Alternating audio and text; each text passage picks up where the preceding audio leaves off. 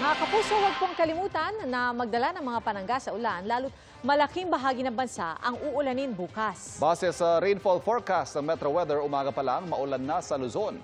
Heavy to intense rain sa ilang bahagi ng Mimaropa at Central Luzon. Mataas din ang tsansa ng ulan sa Metro Manila sa hapon. Sa Visayas at Mindanao, may malalakas na ulan sa Antique, Aklan at Negros provinces. Gayon din sa Soc-Sargen at Caraga regions. Ayon sa Pag-asa, trough ng LPA ang naka-aapekto sa Palawan. Northeasterly surface wind flow at localized thunderstorms naman sa iba pang bahagi ng bansa. Sa 3-day forecast ng Pag-asa, maalinsangan ang panahon sa susunod na 3 araw sa Metro Manila, pero posible pa rin ang mga pag-ulan. Ganyan din sa Metro Cebu at Davao. Mga kapuso, manatili nakatutok sa balita anumang oras. Mag-subscribe sa GMA Integrated News sa YouTube.